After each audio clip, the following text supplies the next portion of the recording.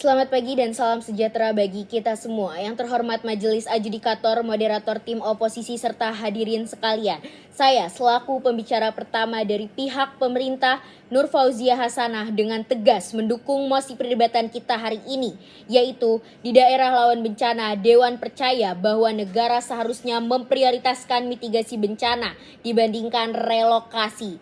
Hadirin sekalian, dalam debat ini saya ingin mengajak kita melihat satu realitas yang tidak bisa dibantah.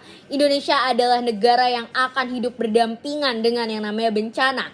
Gempa bumi, tsunami, banjir, dan longsor, serta erupsi gunung berapi bukanlah suatu ancaman sementara yang suatu hari akan hilang, melainkan sebuah konsekuensi geografis yang melekat pada negara kita.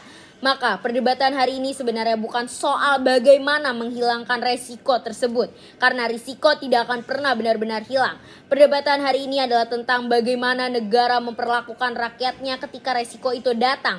Apakah negara memilih membangun perlindungan agar masyarakat tetap hidup aman di wilayahnya, atau justru lebih memilih memindahkan masyarakatnya tanpa benar-benar menyelesaikan akar kerentanannya. Karena bagi saya, negara yang kuat bukanlah negara yang terus memindahkan rakyatnya setiap kali suatu ancaman muncul, melainkan negara yang mampu membuat rakyatnya tetap aman di tengah ancaman yang disebutkan. Hadirin sekalian, yang membunuh dalam bencana sebenarnya bukanlah hanya alamnya, tetapi kegagalan negara dalam membangun mitigasi yang memadai. Gempa bumi adalah fenomena alam, tsunami adalah fenomena alam, tetapi yang mengubah menjadi tragedi massal adalah bangunan yang rapuh, warning system yang gagal, tata ruang yang buruk, jalur evakuasi yang tidak tersedia, serta masyarakat yang tidak memiliki kesigapan menghadapi situasi darurat tersebut. Artinya, akar persoalan bukan sekedar masyarakat tinggal di wilayah rawan, melainkan lemahnya perlindungan yang dibangun oleh negara.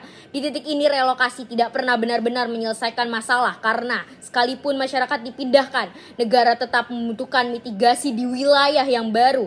Tidak ada wilayah di Indonesia yang sepenuhnya bebas dari resiko. Maka solusi paling rasional adalah memperkuat faktor yang benar-benar menentukan keselamatan masyarakat, yaitu mitigasi itu sendiri.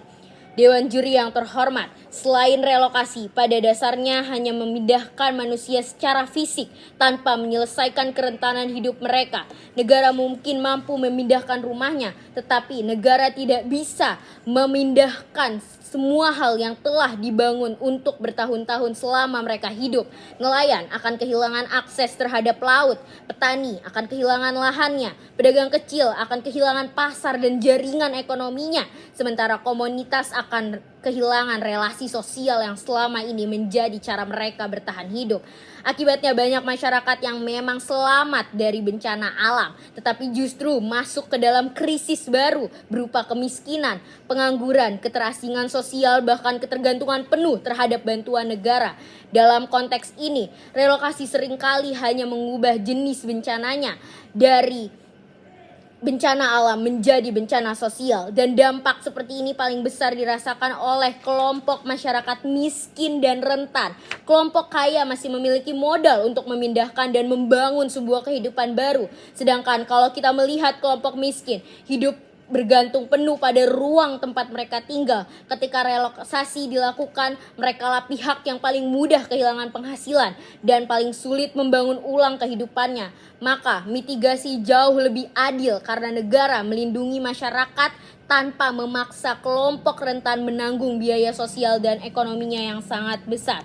Lebih jauh lagi, mitigasi memberikan perlindungan yang jauh lebih luas dibandingkan relokasi. Ketika negara membangun warning system, memperkuat infrastruktur tahan bencana, memperbaiki yang namanya tata ruang, dan membangun budaya kesigapan, perlindungan yang dihasilkan tidak hanya dirasakan oleh kelompok masyarakat saja, tetapi oleh seluruh sistem kehidupan secara kolektif. Rumah sakit darurat tetap akan operasi ketika suatu krisis terjadi, sekolah tetap aman digunakan, distribusi bantuan akan tetap berjalan, dan aktivitas ekonomi tidak lumpuh total. Artinya, mitigasi bukan hanya menyelamatkan individu, tetapi menjaga stabilitas sosial dan ekonomi negara secara keseluruhan. Sebaliknya, relokasi hanya memiliki cakupan perlindungan yang sempit karena fokusnya hanya memindahkan sebagian masyarakat tanpa memperkuat sistem nasional yang menopang kehidupan mereka. Selain itu, ketika negara menjadikan relokasi sebagai prioritas utama, negara sebenarnya tidak benar-benar membangun pendekatan yang reaktif. Negara memilih mengosongkan wilayah beresiko daripada membangun kemampuan nasional untuk menghadapi resiko tersebut. Padahal ancaman untuk menghadapi resiko tersebut adalah benar-benar ancaman yang ada di depan mata, melainkan akan terus memindahkan titik krisis dari satu wilayah ke wilayah lain pada bagian relokasi. Di sisi lain, relokasi juga tidak realistis dijadikan prioritas utama.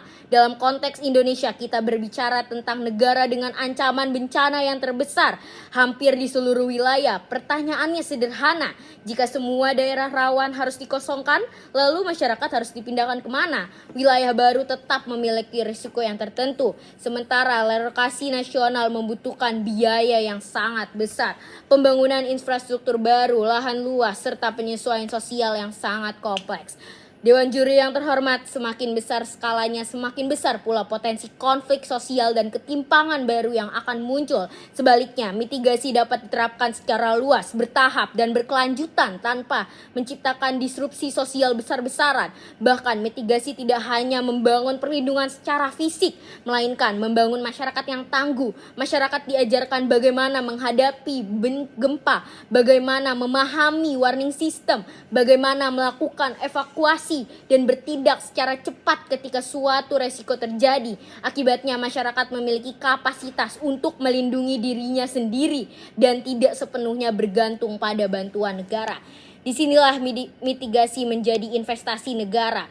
Perlindungan jangka panjang karena manfaatnya tidak berhenti pada suatu bencana saja, tetapi justru melindungi masyarakat dan generasi berikutnya dari berbagai ancaman yang akan datang di masa depan. Oleh karena itu, jelas bahwa mitigasi bukan hanya lebih efektif dalam menyelamatkan masyarakat, tetapi juga lebih adil, lebih realistis, lebih berkelanjutan, dan lebih mampu membangun ketahanan sosial dibandingkan relokasi. Karena pada akhirnya, negara yang benar-benar hadir bukanlah negara yang memindahkan rakyatnya setiap kali ancaman datang, melainkan negara yang membangun suatu sistem agar rakyatnya tetap bisa hidup dengan aman dan nyaman. Maka dari itu, saya sebagai pembicara pertama dari pihak pemerintah dengan tegas mendukung mosi perdebatan kita pada hari ini. Terima kasih.